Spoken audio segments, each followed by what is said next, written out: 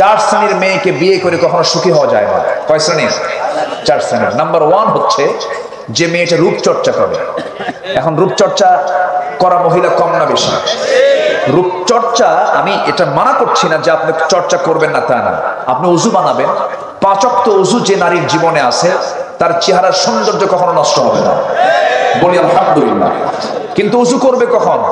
রূপচর্চায় উনি ব্যস্ত। রূপচর্চা মানে মুখের যে চামড়া, সেই চামড়া তার পছন্দ না, এর উপরে আবার আটা ময়দা লাগায়। কি ময়দা লাগায়?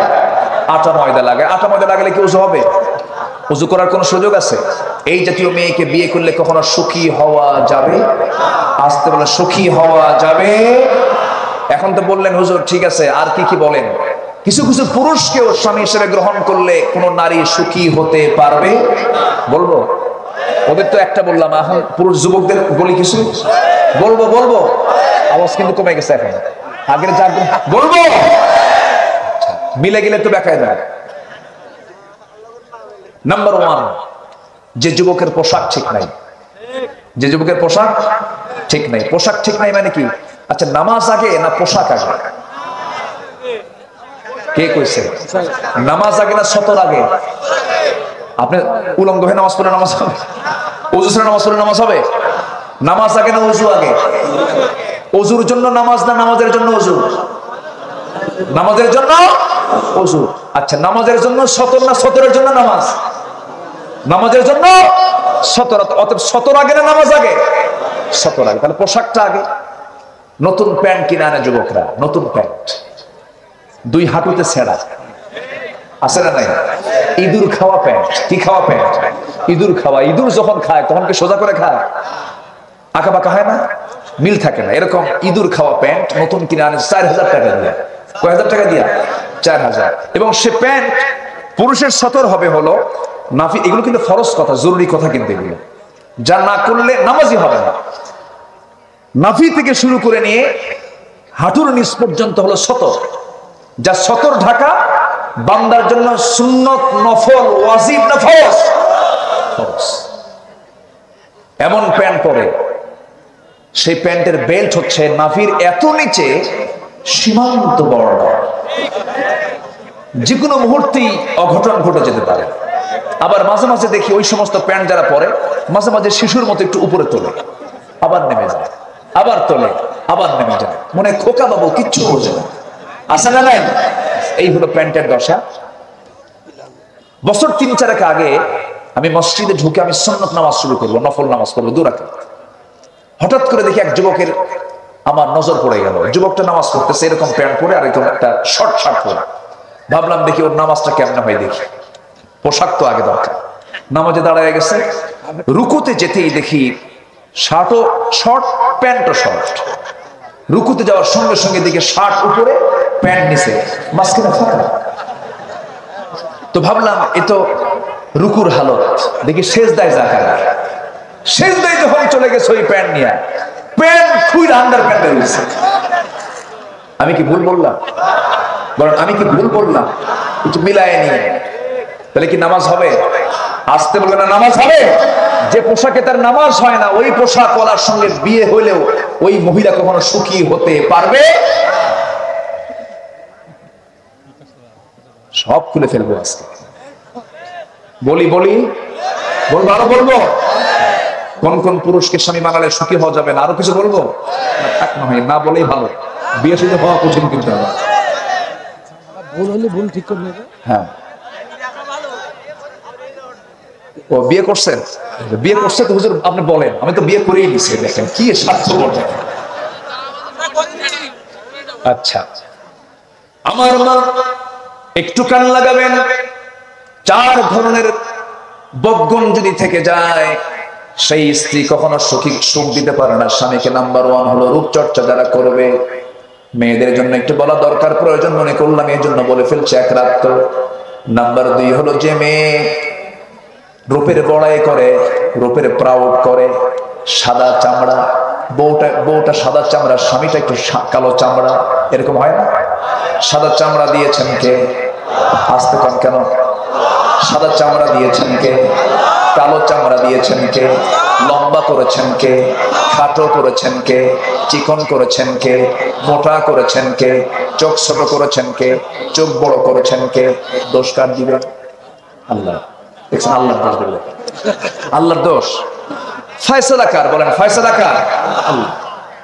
অনেক মহিলা আছে নিজের রূপগত সৌন্দর্য অনেক সুন্দর সুন্দর মহিলা, ভালো মা আপনি সুন্দর হয়েছেন, ভালো কথা। আল্লাহ তাআলা আপনাকে রূপ দিয়েছেন, আপনি যখন আয়নার সামনে দাঁড়াবেন আপনি বলবেন আল্লাহ আল্লাহুম্মা আনতা হাসসানতা খালকি ফাহাসসিন খুলুকি। আল্লাহ তুমি আমার চেহারা সুন্দর করে দিয়েছো, আমার চরিত্র তুমি আল্লাহ সুন্দর করে দাও। কিন্তু আপনি মা এটা না করে আপনার স্বামী একটু কালো হয়ে গেছে, আপনি একটু সুন্দরী, মাঝে মাঝে যখন তর্ক লেগে যায়, খটকা লেগে যায়, গন্ডগোল লেগে যায়, আপনি চেহারার বড়াই করে স্বামীকে খোঁটা মেরে কথা বলেন, এমন মহিলা তো যশোর এলাকায় নাই? আছে আছে আছে আছে। হঠাৎ করে বলে ফেলে, শোনো তোমার চেহারা দেখছো তুমি? হ্যাঁ, তুমি আমাকে ধমক দিয়ে কথা বলো? আমার সাথে তোমার যে বিয়ে হয়েছে তোমার 14 গোষ্ঠীর কথা। এরকম খোঁটা মারা মহিলা আছে না নাই? এটা করা যাবে না। আবার কিছু কিছু পুরুষ আছে, হয়তো বউটা একটু কালো জুটেছে, হয়তো বিয়ে তো ভাগ্যের ব্যাপার, হয়তো বউটা একটু কালো হয়ে গেছে, বিয়ের 3 দিন পর কোনায় বসে বসে কান্দে আর বলে, হায় রে আমার পোড়া কপাল, সুমনের বউ দেখতে কত সুন্দর, আমার কপালে এই বউ দেখো। নজর কাছে সুমনের বউ। যদি কারো নজর অন্যের বউয়ের দিকে যায়, হাজারো সুন্দর বউ আসুক, ওকে সুখী হবে? আসতে ওকে সুখী হবে? হবে না। পৃথিবীর সেরা সুখ যদি পরিবারে দেখতে চান, পৃথিবীর সব নারীর দর্শন বাদ দিয়ে বউয়ের দিকে তাকান, সুখী হবে না আপনার। আল্লাহু আকবার বলেন। কথা বোঝা গেল? আমার মায়েরা মনে মনে করে, ভালো করে কর, আমার স্বামীর নজর ঠিক নয়। কি কথা কি বুঝতেছেন? বউ হচ্ছে ইমানের পাহারাদার, যেখানেই যাবেন বউকে সাথে নিয়ে যাবে। ঠিক আছে, বিয়ে করছো তুমি? বিয়ে কিন্তু করে নেই, কারণ নিয়ে ঘুরবা তুমি? বয়ফ্রেন্ড আর গার্লফ্রেন্ড, বয়ফ্রেন্ড গার্লফ্রেন্ড ইসলামের কোন ভাষা হতে পারে? বয়ফ্রেন্ড হলো ছদ্মবেশী ধর্ষক, আর গার্লফ্রেন্ড হচ্ছে ছদ্মবেশী পতিতা। ঠিক না? পতিতার ধর্ষক দিয়ে আজকে সমাজ ভরে গেছে। এগুলোকে দমন করার জন্য প্রয়োজন সমাজে কার বিধান চালু করা? চোখের সামনে আমরা অবিরায় এই সমস্ত অপকর্মগুলো দেখছি, আমরা চোখের বৈধতা দিয়েছি, আমরা চোখ দিয়ে দেখতেছি, কিছু বলি না। আমরা নিজের বউ সুন্দর করে সাজায়া বিবাহ বার্ষিকীতে ফেসবুকে পোস্ট করে বলে, প্রিয় ভাইয়েরা আসুন আমার বউটাকে জামাতের সঙ্গে দেখি। এরকম অকাম কুকুম আছে না নাই? বউ কি জাতীয় সম্পদ? হ্যাঁ, বউ কি জাতীয় সম্পদ? বউ হলো বউ কি পাবলিক না পার্সোনাল? তো তুমি পাবলিক করো কেন? বউয়ের ছবি তোমার ফেসবুকে যাবে কেন? অসভ্য নিচু ইত, ঠিক কিনা? মানুষ এত নিচু হয়? মুসলিম পরিবারের মানুষগুলো বউটাকে হুন্ডায় নিয়ে গোটা শহর ঘুরে, আসে না নাই? এই থামেন। এরপরে আরো কিছু কথা বলতে চাচ্ছি। বলবো বলা দরকার আছে না নাই? বউ হচ্ছে আপনার আমানতদার, বউকে সাথে নিয়ে ঘুরবেন। বউটাকে সাথে নিয়ে যদি আপনি ঘুরেন, আপনার নজর ঠিক থাকবে। কি কথা বোঝা গেল? সাথে নিয়ে ঘুরবেন, যখন হঠাৎ করে আপনার যদি নজর কোনো মহিলার দিকে যায় 30 সেকেন্ডের জন্য, যদি বউ একটা বার দেখতে পারে, কিচ্ছু করবে না আপনাকে ওই সময়। শুধু সন্ধ্যার দিকে বাড়িতে ফিরবেন, যখন বলবেন সুইটি, তোমার সুইটি, কি কথা বলছো? তোমার নজর যায় অন্যদিকে, তুমি আমারে ডাকো না। এই জন্য আমার নবীজি যুদ্ধেও রাসূল স্ত্রীকে সাথে নিয়েছেন। নবীজি জীবনে হজ করেছেন একবার। আম্মা জান আয়েশা বর্ণিত হাদিস, রাসূল আমার সঙ্গে হজে গেলেন, আমি তার সঙ্গে গেলাম।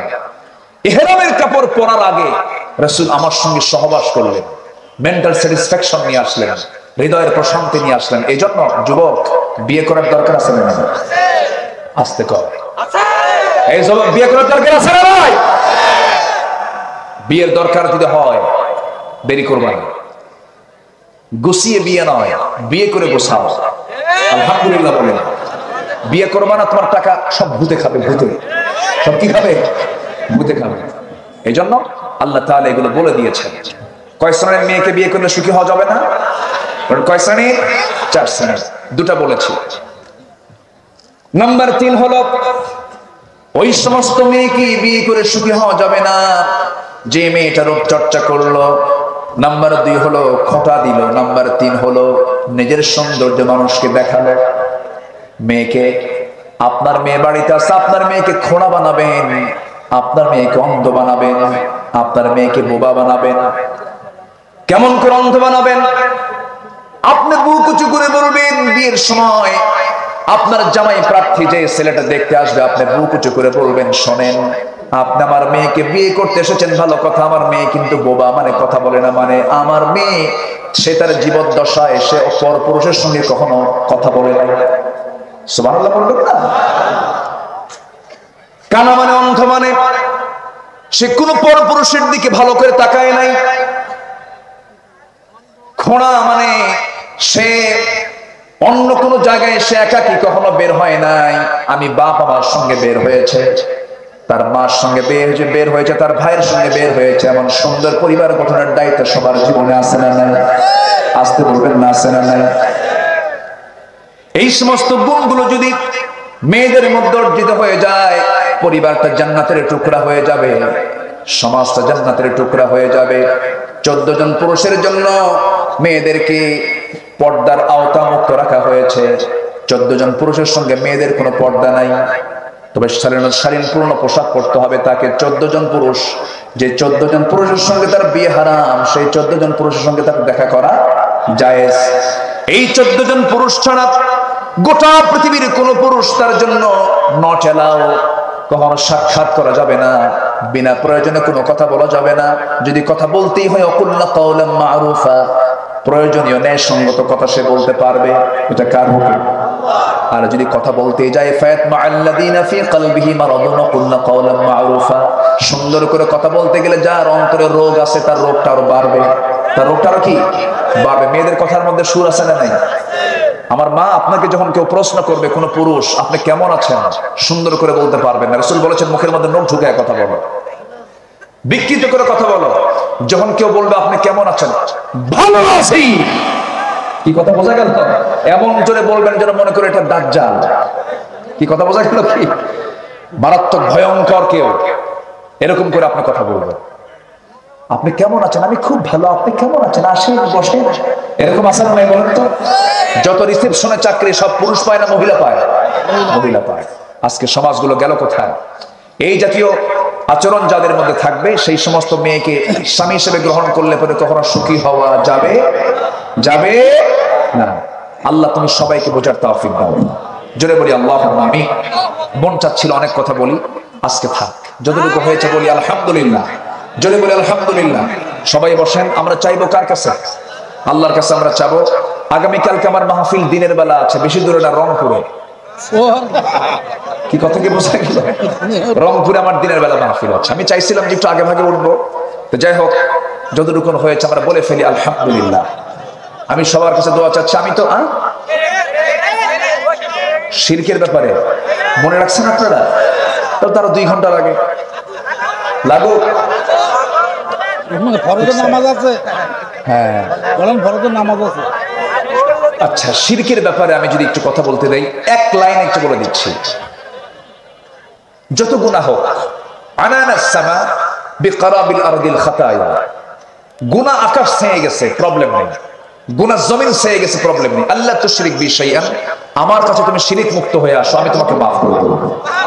কার ওয়াদা এটা? আসতে বলবেন না, কার ওয়াদা? তাহলে বোঝা গেল যে সব গুনাহ একরকম, শিরকের গুনাহ অন্যরকম। এই গুনাহটা মাফ হবে না। কিন্তু দুঃখজনক হলো সত্য, আজকে বাংলাদেশে 90% লোকের ভিতরে শিরকের মহড়া চলছে। শিরকের কি চলছে? মহড়া চলছে। কেমন করে? নামাজ পড়ছে কোরআন দিয়ে, সমাজ গড়তে চায় না কোরআন দিয়ে। আছে না নাই? কোরআন দিয়ে নামাজ পড়ো, সমাজ কেন গড়ো না? কোরআন দিয়ে নামাজ পড়ো, সমাজ কেন গড়ো না? ও নামাজি, কোরআন দিয়ে নামাজ পড়ো, সমাজ কেন গড়ো না? কার কথা মূলত এটা? কার কথা? আল্লাহর কথা। যারা কোরআন দিয়ে নামাজ পড়তে চায়, সামনে সমাজ করতে চায় না, এরাই হচ্ছে এই জামানার সবচেয়ে বড় মুশরিক। ঠিক কি না? এই আমি রূপক অর্থে এটার ব্যাখ্যাটা বলে দিলাম। এখন এই আচরণ থেকে আল্লাহ যেন আমাদেরকে হেফাজত করে। জোরে বলি আল্লাহুম্মা আমিন। আর শিরকু বিজ্জাত, আর শিরকু বিসিফা, আর শিরকু বিল হুকুক, অনেক লম্বা লম্বা শিরকের ব্যাখ্যা ছিল। আমি এক কথায় রূপক ভাবে একটু বলে দিলাম।